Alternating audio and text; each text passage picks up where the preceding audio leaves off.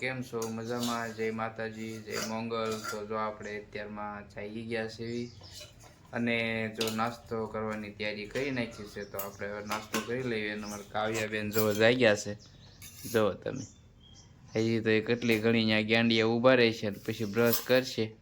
હા કા કાવ્યા એ સામું જોતા તો હજી એને બ્રશ એ બાકી છે અમારા કાવ્યાને, કારણ કે કેટલા વાગે બ્રશ થાય કાંઈ નક્કી નહીં. જાગ્યા 7 વાગ્યાની પણ કાંઈ નક્કી નહીં કેટલા વાગે.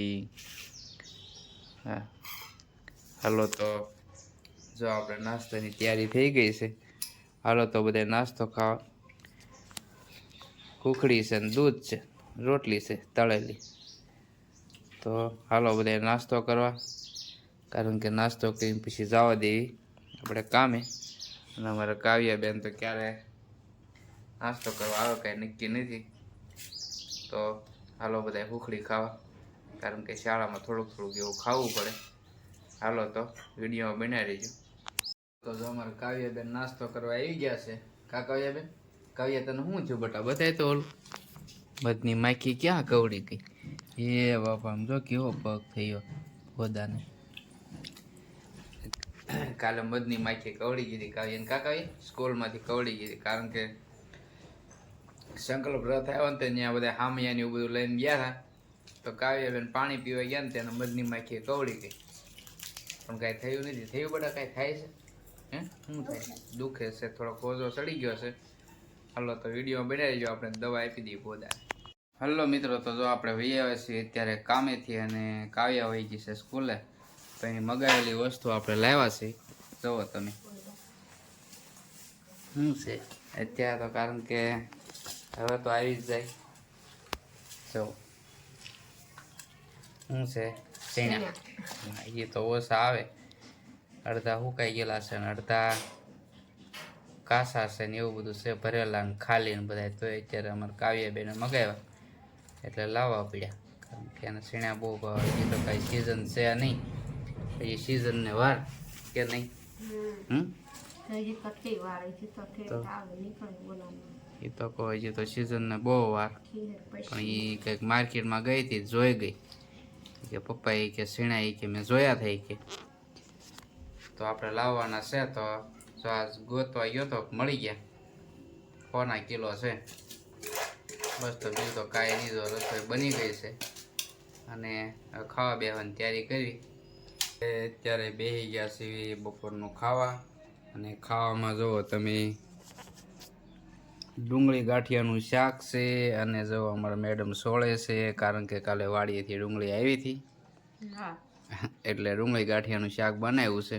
ડુંગળી ગાંઠિયાનું શાક અને બાજરાના રોટલા અને લીંબુનું ગળ્યું આથણું અને છાશ, અને સાથે છે દાળ અને ભાત. અમારા મેડમ જો દાળ ભાત ખાવાના છે, કાવ્યએ ખાવાની છે દાળ ભાત. કા બસ તો હાલો, બીજું તો કાંઈ નહીં, ખાઈ લેવી. તો જો અહીંયા વાસણનું કામકાજ ચાલુ થઈ ગયું છે. જો વાસણ ઉટકવાનું એ નવીરા થયા નથી લાગતા, નથી થયા ને નવીરા. એ તો વાર લાગશે, ક્યાં તો હમણાં કાવ્ય હોય તો આવી જાય છે કે નહીં. હા, ખાવાનું મોડું થઈ ગયું આજ. કેમ ખાવાનું મોડું થઈ ગયું?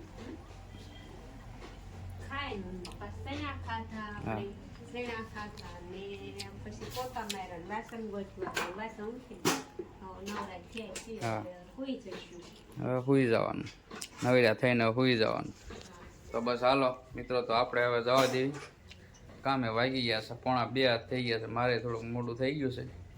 હાલો તો જો આપણે અત્યારે વહી આવ્યા છીએ કામેથી ઘરે. અને કારણ કે આજ અમારે ઉપરથી ઓર્ડર હતો કે દાળ બનાવવાની છે અડદની, એટલે જો આપણે લાવ્યા છીએ દાળ. દાળ તો હતી જ, પણ એક દાળ નહોતી, એટલે જો અમે કાવ્યાબેન સ્કૂલેથી વહી આવ્યા છે. હા કાવ્ય? હા કાવ્યાબેન તો દાળ બધી 5 ફૂટની દાળ આપણે લાવી નાખી. ત્યાર જ હોય બધું. હા, જો અહીંયા લઈ નાખ્યા છે ટમેટા ને લસણ ને બીજું શું છે, આ લસણ ને આદુ. જોવો તમે કાવ્યાબેન જો સીણા મગાવ્યા હતા સ્પેશિયલ, એટલે એને સીણા ખાવાનું ચાલુ કરી દીધું છે. જો જમીન આવ્યા તો જો બટેટા પૌવા લાવી છે, અને એક પાર્લે કાવું આવું કોઈ ને જમવાનું આપ્યું બટા? હે એવું છે જો એને સોટલો આંબોડો કેવો લીધો છે, એક બાજુ તરાહો લીધેલો છે. હે કેમ એમ લીધો, કોને લઈ દીધો? અહીંથી એવું બધું બહુ ખબર પડે તને કાં. તો હાલો મિત્રો, આપણે હવે કામેથી તો આવી ગયા, પણ હાથ પગને એવું ધોઈને પછી કરી દઈએ ચાલુ, કારણ કે 8 વાગી જાય તો અત્યારથી તૈયારી કરવી. એટલે હાલો તો દાળની ફૂલ રેસીપી બતાવીશ તમને. તો જો આપણે દાળનો મસાલો બધો થઈ ગયો છે કમ્પ્લીટ.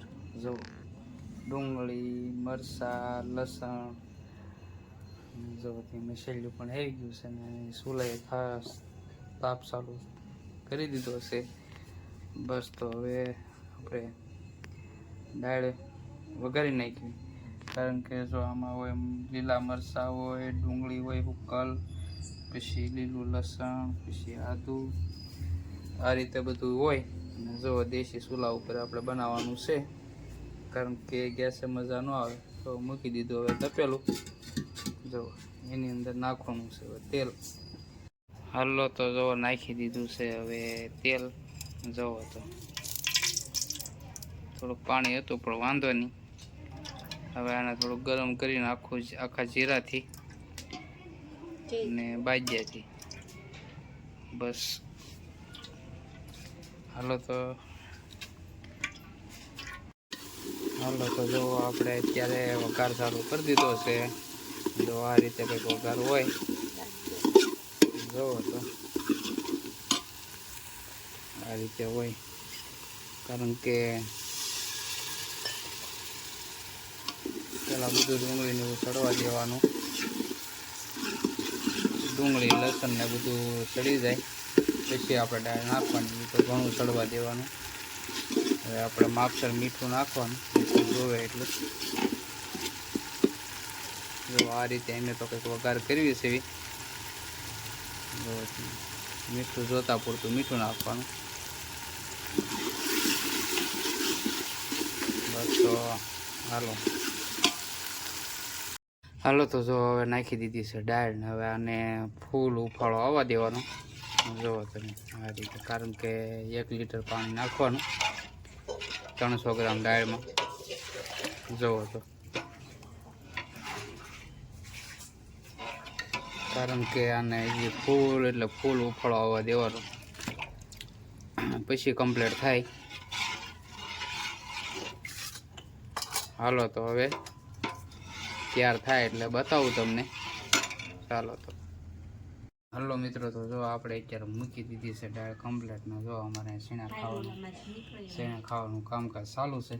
જુઓ તમે, અને જો દાળ સડે છે. જુઓ, અને લાગી ગઈ છે ભૂખ. બહુ ભૂખ લાગી છે કાવ્યાબેનને. દાળ સડાય એટલે આપણે બેસી જઈએ ખાવા. જુઓ તમે, શેણાનું કામકાજ ચાલુ થઈ ગયું છે ખાવાનું. હાલો તો જો દાળ બની ગઈ છે આપણે કમ્પ્લીટ. જો ઉફાળા આવી ગયા છે, કારણ કે 3 ઉફાળા આવ્યા એટલે હવે દાળ કમ્પ્લીટ. બસ હાલો, અને જો લીંબુ સુધારવાનું કામકાજ ચાલુ છે. લીંબુ નાખી દઈ મારે એટલે બધું કમ્પ્લીટ. ને મિશ્રી બેન જો આવ્યા છે, આમ ઊભા છે.